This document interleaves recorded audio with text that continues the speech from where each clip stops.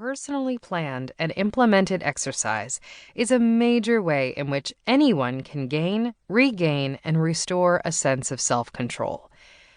Mastery over one's own body and mind has a powerfully positive effect on one's outlook and self-esteem. This book will show you that the most simple as well as the most complex mental disorders respond extremely well to regular exercise. Hibbert will help you to identify, set, achieve, and maintain your individual personal goals for exercise and mental health. Through the multitude of engaging examples from her own professional experience working with people who wanted to exercise for mental health, you will know that you are not alone and that exercise can help you too.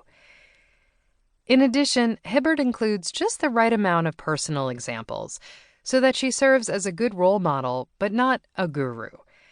Importantly, she recognizes that you will encounter roadblocks, that they are part of the process, progression, not regression. She will help you to identify yours and give you the tools to tackle and conquer them. Each of us has our own unique challenges to engaging in and sticking with regular exercise.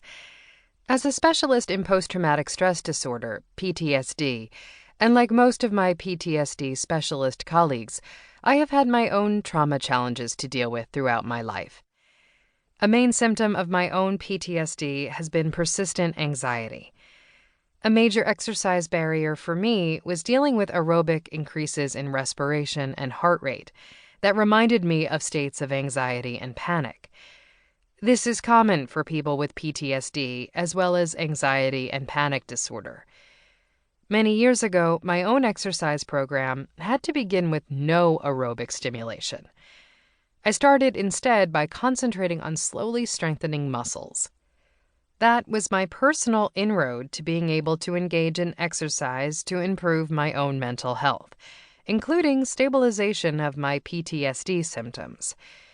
Eventually, I was able to take up brisk walking and swimming, which I continue today. In fact, I am so convinced of the value of exercise in helping improve mental health that I devoted an entire chapter, Get Moving, to this topic in my book, 8 Keys to Safe Trauma Recovery. If you have any doubt about the intimate relationship between the mind and body, you only have to look at the popular press to find a myriad of articles nearly every week espousing this important relationship: nutrition and mood, yoga and depression, exercise and stress. Here is a little experiment about the connection between mind and body to get you started. First, check in with yourself and see what kind of mood you are in right now. How is your general outlook and mood? Then, in the chair you are sitting in listening to this book, slump as much as you can.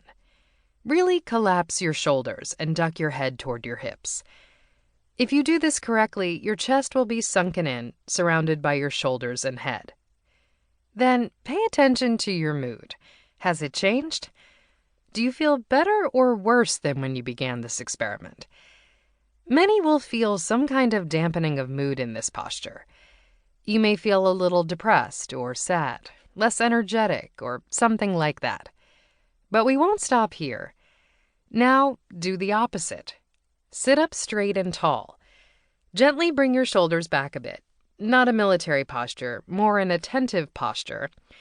Notice how when your chest opens up, your breathing becomes easier. Then notice your mood. Has it lightened any? Do you feel more positive or more energetic than in the slumping posture? Don't worry if you did not experience any differences, but most of you will now have a very tangible taste of the connection between mind and body. Slumping depresses mood. Sitting up straight can lighten mood. Some people use this type of strategy to help them in challenging business situations. A colleague recently told me that before she has a meeting with her boss, she spends 5 minutes copying a Wonder Woman posture, a stance with arms raised and wrists crossed. She says it gives her a greater feeling of confidence and power when dealing with work challenges. This book will give you the tools and confidence to make exercise your ally in mental health. Hibbert will show you that there are ways to exercise that can